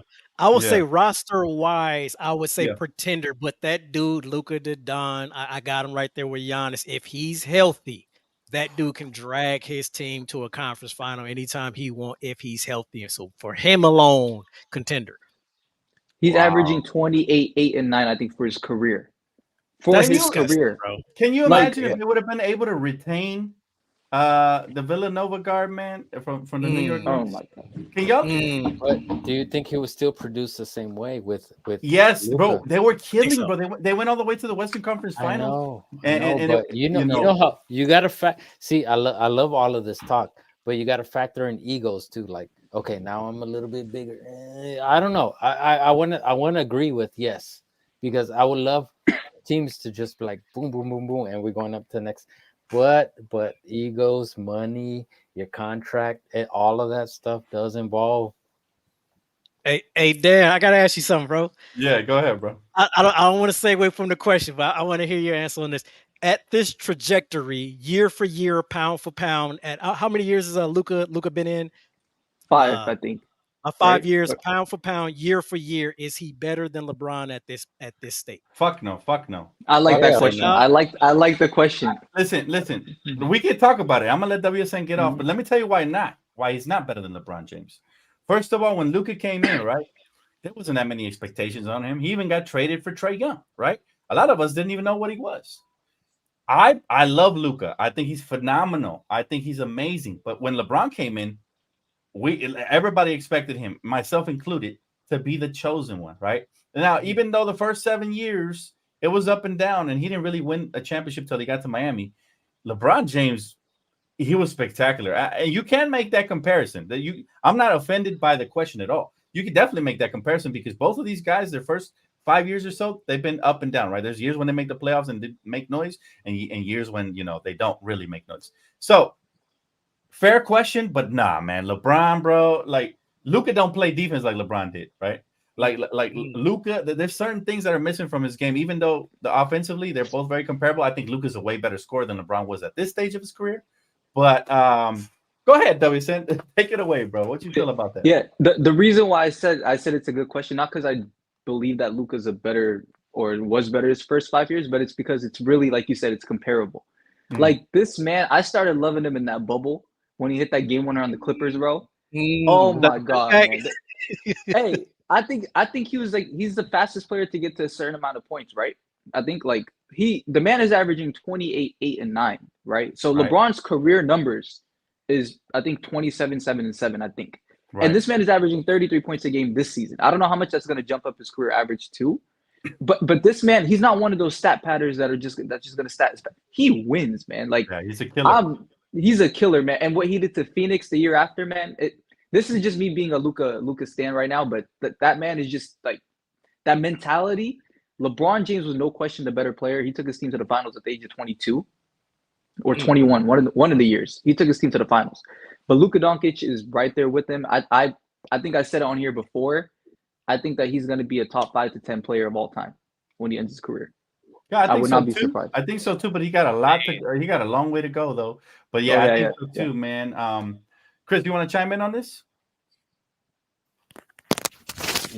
Well, yeah, well, yes and no, but no, it's just so confusing for me. Character, bro. Chris is a character. That's what question, and my man beats all the way around the That's what I'm here to do.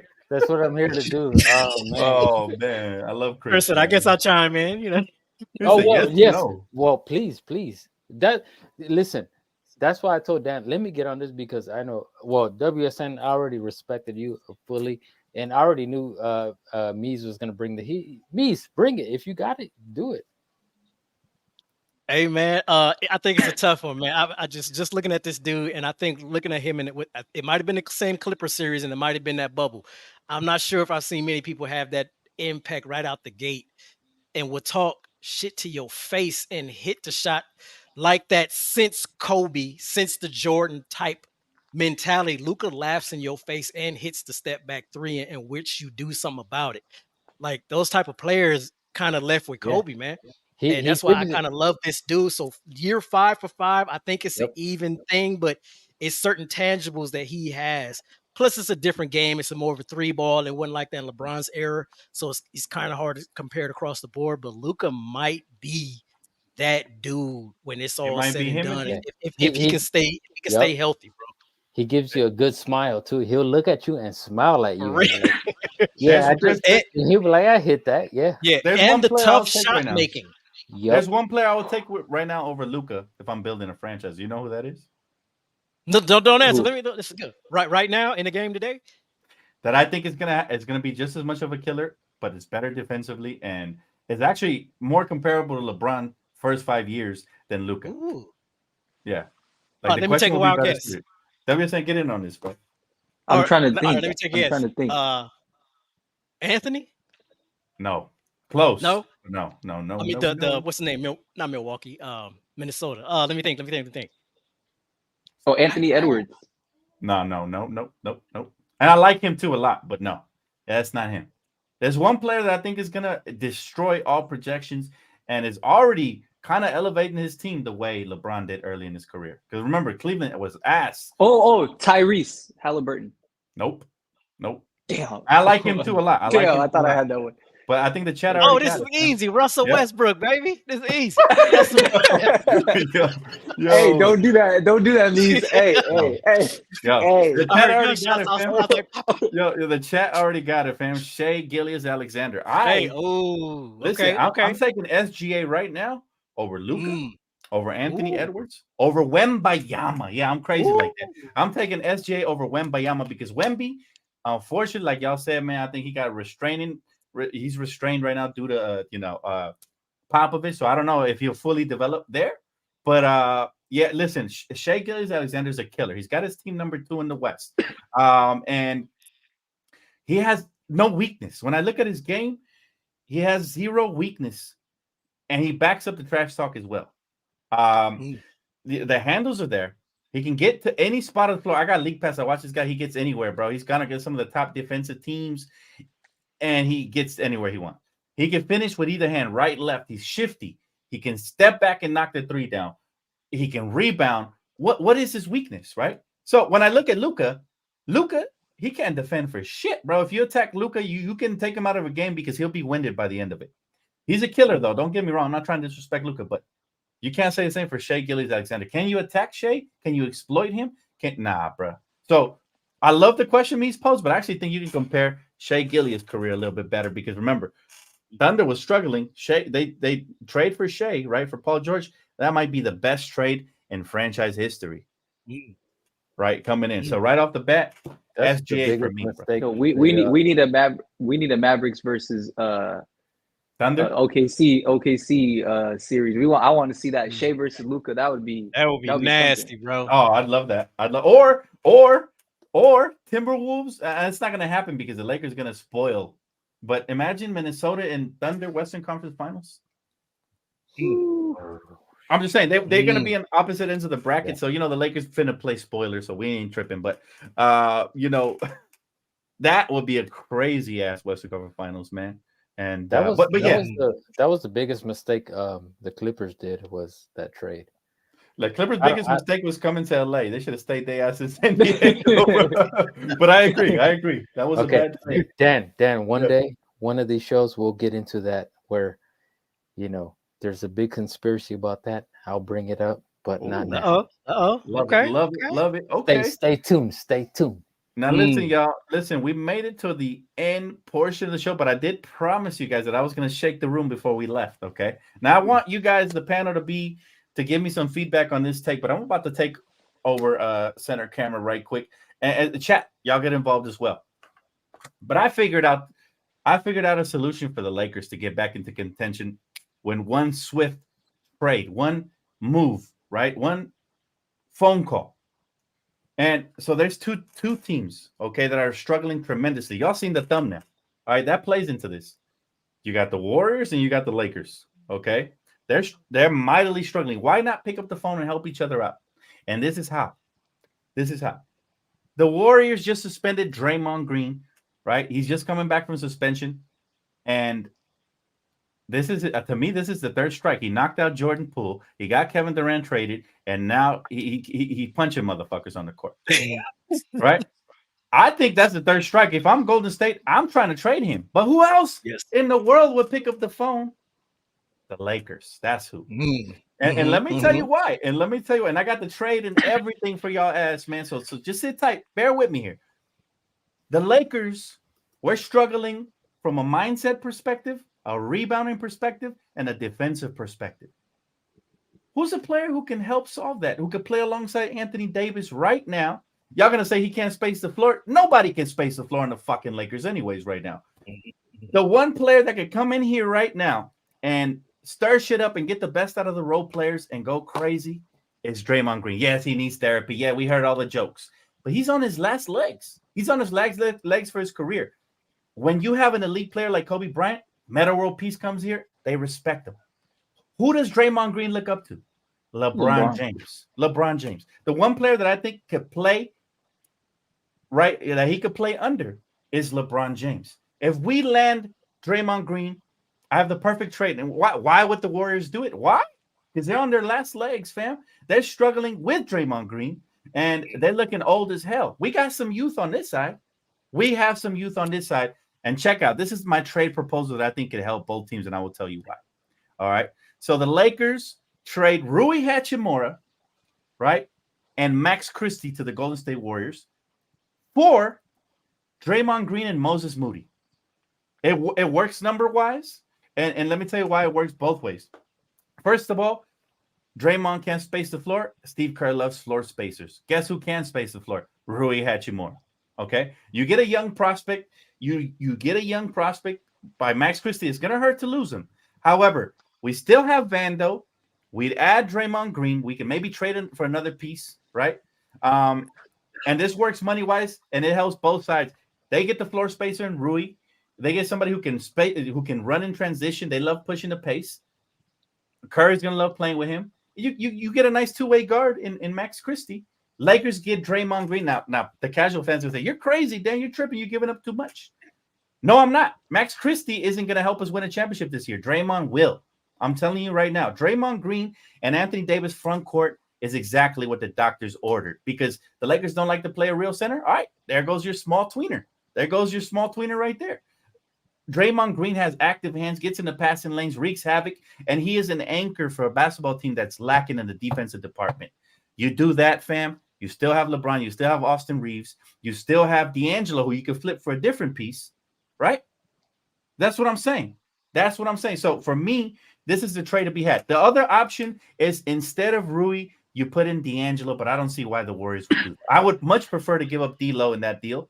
Maybe they'll do it because they like shooters and because they had D'Lo before and he did good for them. Maybe they won't. But that is my trade proposal. Now I need your guys' rebuttal or agreements. What do you guys think of my trade proposal? And why or why not would you guys do it? WSN, let me go first. I agree. Do it. Shit. I agree.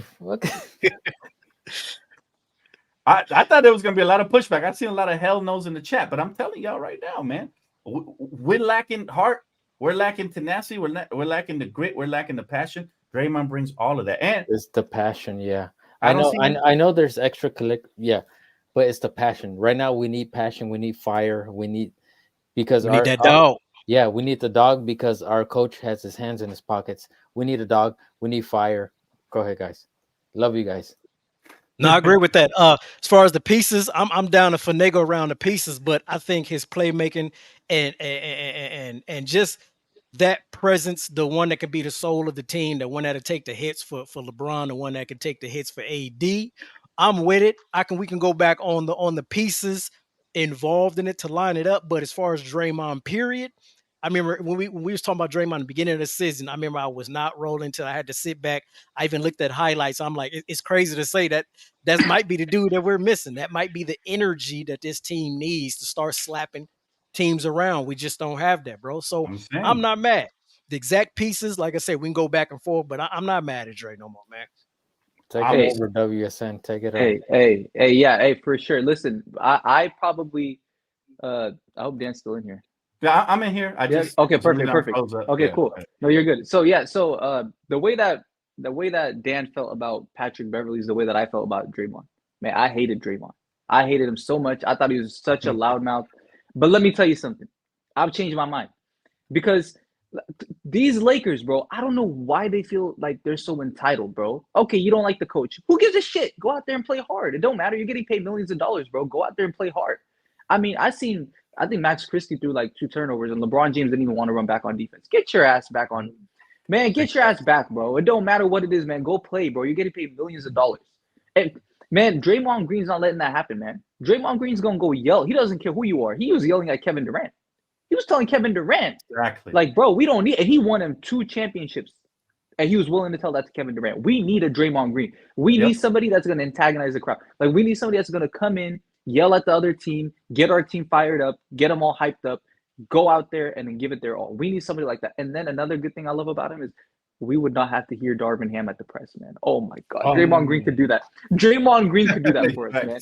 Draymond Green. I don't have to hear Darvin Ham come out there saying the dumbest shit ever, man. At least Draymond Green will come out and say some – hey, man, I can't believe I'm saying this, man. Give me Draymond. Give me Draymond. Let's go. Let's go. I happen to convince the whole panel Dan, to get Draymond Green. Somebody record this and send it to Rob Pelinka and Jeannie because this was perfect. WSN, Mies, that was perfect. Somebody send this video to them so they can I'm telling y'all right now, man. And the thing is right now you would get them for the cheapest potential price available. Let's think about it, right? So a year or two ago, Draymond Green, it would require several first-round picks. It would require young pieces in return and maybe a veteran that could come in and step right in right now. This is the perfect time, man. We got a wounded dog in Draymond Green. This man has been through it all. He's on his last legs of his NBA.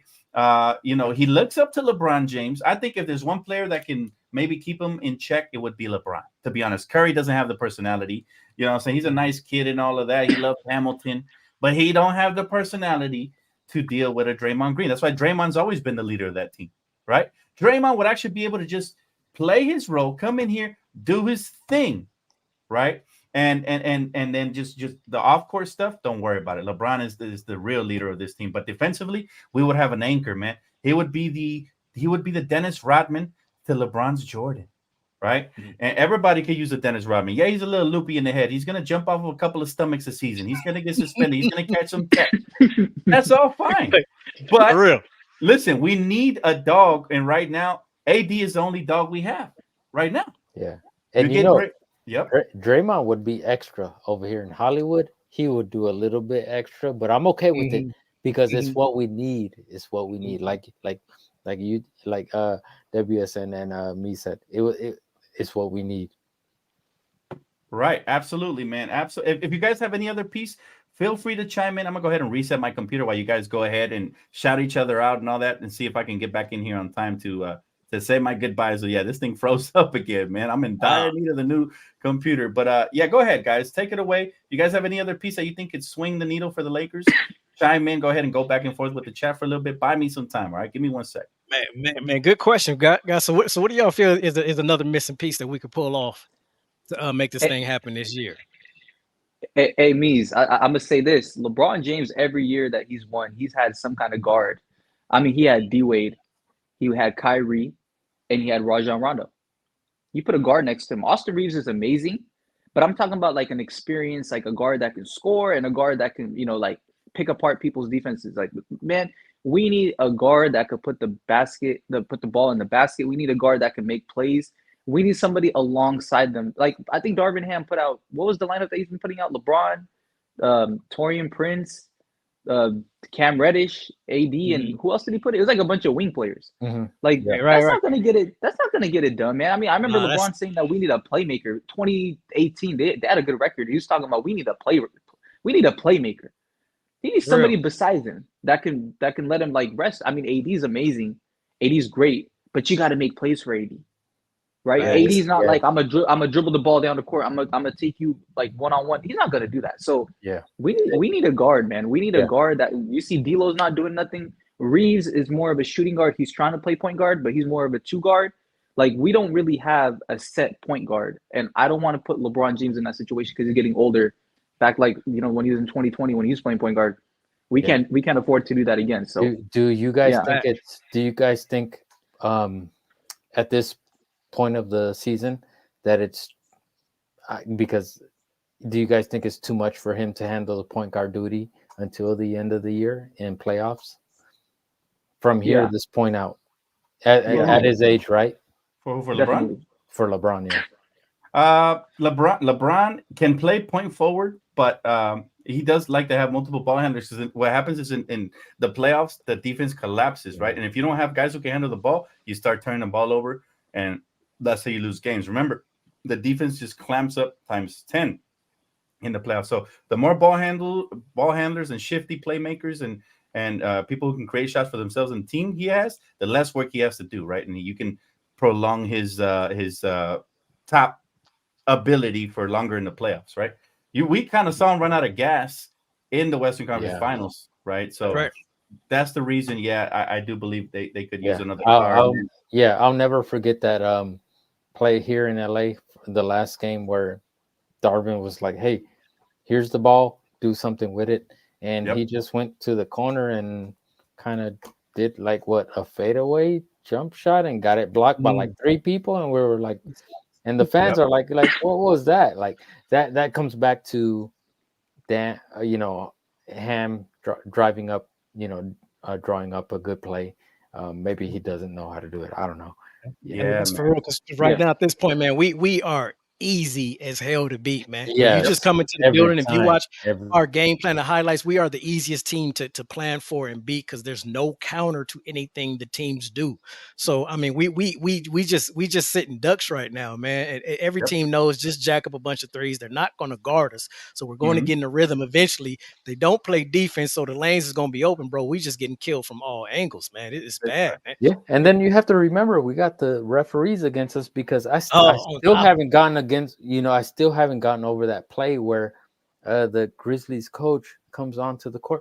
Okay, you're that upset. We get it. But to come onto the court, knock over a player, whether it's your own or our player, still, you already know as a coach, you're not going to get that upset where you walk, I want to say 3-4 feet onto the court to knock over a player or stop them from. It's like, and then what? Did he only get a technical for that? He only got one tech, Facts, man. Look, listen, guys. That's gonna wrap it up for Around the League because this is coming up on 1 minute and 40, and my computer just all over. Man, we could go for 3 more hours. Come on, bro. You know what I mean? But before we do, I want to give these guys an opportunity to shout out their families, their brand, anything they got going on. Let's start with our gracious guest, man. He was phenomenal. WSN, bro. Go ahead, brother. Take it away, Hey, man. hey, man. Hey, I never shout out myself on this, but I do say shout out this channel. This is my favorite channel. This is the man. I put this on everywhere I go. When I drive to work, when I come back from work, this is the channel. I love my guys right here. Mees, I've known you for a while now, bro. Chris, bro, it was a pleasure meeting you, bro. Love y'all, man. Thanks for the opportunity again, Dan. You're the GOAT, Godfather of Laker Nation, bro. Oh man, I appreciate that, bro. Much love to you, man. And hopefully when you come back to Cali, we can hoop again, man, because that was fun. Listen, great kid, man. The future is bright for Laker fans. Mees, anything you got to shout out, my brother? Go ahead, man. Take it away. Hey, I just want to throw some out there real quick, man, because what's today, Saturday, and there's a good chance that things may change by the next time we get live, man. And I just want to present this to you guys in Laker Nation going forward, assuming what everybody assumes that we get our heads knocked in tomorrow. If they do ask the boy, I think going forward with the new leadership, we need to have somebody that checks off a couple boxes. One, when we talked about Dante Exum and using analytics and you unable to adjust, we need somebody who has common sense going forward, who knows how to put these players in positions. We have AD and Bron that should be running pick and roll, which would be the most deadliest offensive weapon in NBA history, and we haven't seen it in 5 years. It's not being used. Two, you need a coach that can step into Los Angeles and take the pressure of Los Angeles and be able to walk into a locker room and command LeBron and AD's respect on day one. That puts the list down to only a few people, which is why at the top of my list since Luke Walton, I've been saying Mark Jackson. Forget basketball. You're coaching Los Angeles and you're coaching stars. He is the only one with the cachet to walk in that locker room and say, LeBron, AD, you're going to do this. And they'll say, yes, sir. That's why he's been my guy from beginning till now. So I just want to throw that in just in case things change over in the next couple of days. But first of all, WSN, he might have just coined it, the Godfather of Los Angeles Lakers, and my man Dan. Shout to my dude. That's gonna be the title from now on since WSN threw it out there. I'm keeping that love my bro.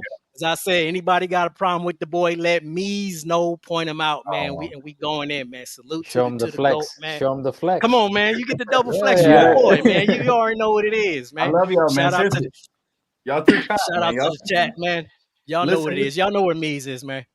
Hey, man. Much love to you guys, man. Follow my guy WSN Fitz as well on Twitter, man. I believe that's your Twitter right there on the screen. Right? Follow my guy. Definitely knows his basketball. We talk on the regular. Y'all know how to follow my guy, Mees, the GM, man, especially on YouTube, man. Come on, rocking with Mees. Keep rocking with. I appreciate you guys. Y'all my brothers. Chris, go ahead, my brother. Go ahead, man. Man, I'll make it real quick. I love these guys right here. This was amazing. WSN, I love meeting you. And it just felt like it was just natural. So that's what I love about these little, I don't want to say little, but these videos, when you connect with somebody and it just feels like natural, just feels something natural. Loved it. Agree or disagree, but it was amazing. This was an amazing show. Shout out to we went over. Yeah, I know. Look at it. We're still talking, and I'm still talking right now. And I'm still talking. Yeah, and I'm trying to make a quick story, like really quick. Shout out to let's not forget Empire Jeff. I love him to death. He had a lot of good notes on last night on his show. I might have brought up some of them here, and I hope I gave the shout out correctly to him. Man, Court Kings, if you guys want some fly gear, it's already there. WSN, I'm gonna make sure we get you some stuff. If we get send your address to Dan, I got you. We'll figure it out, but I want to get you some stuff, dude. You top notch. I love you, dude. Amazing. Love you too, bro. Mees, thank you for your background because it keeps me focused. Oh yeah. No, I'm not even joking. Yeah, my man got the Santa Monica Pier back there, right? But doesn't it? I know, yeah, it does. That's because my Wusa. Yeah. It because when I'm ready to explode and I'm like, wait a minute, okay, Okay. Okay.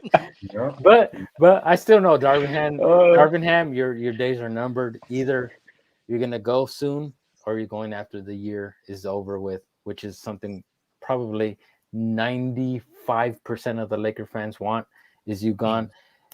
You got to make a change, Darvinham. I'm talking to you now, Darvin. Talk to him. Dan is like, God damn it, you're going. No, over. no, go ahead. Finish it. Darvinham.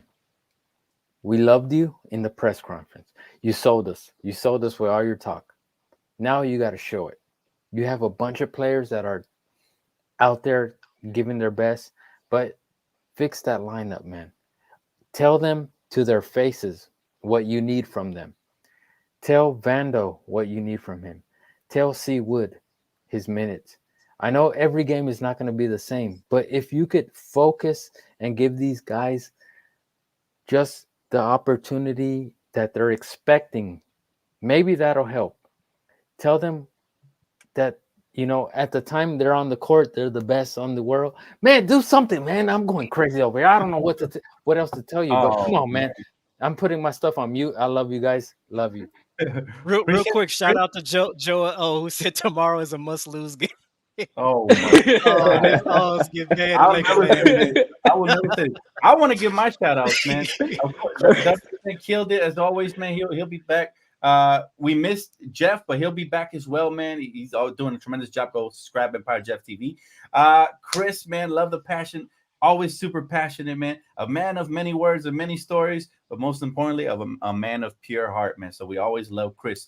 And then I gotta give a major shout out to the mod goat right here, taking care of business, man, or regulating the chat, search and destroy, man. He's always here, man. We appreciate you, bro. We see you. We love you, sir. My friend. So thank you guys, everybody in the chat, man, from Nakomi to Dontario to Ed, everybody. Everybody who's been here before, or just the regulars like Tara, man, just all my Laker family in the chat. You guys, Tara. Don't forget Angie. We saw Angie in here. We see Angie, all of them, man. Yeah, we see everybody. Yep. We love y'all. Go Lakers. It's always go Lakers, especially versus Clippers. And we will see y'all on the next episode of Around the League. All right, signing off. Peace.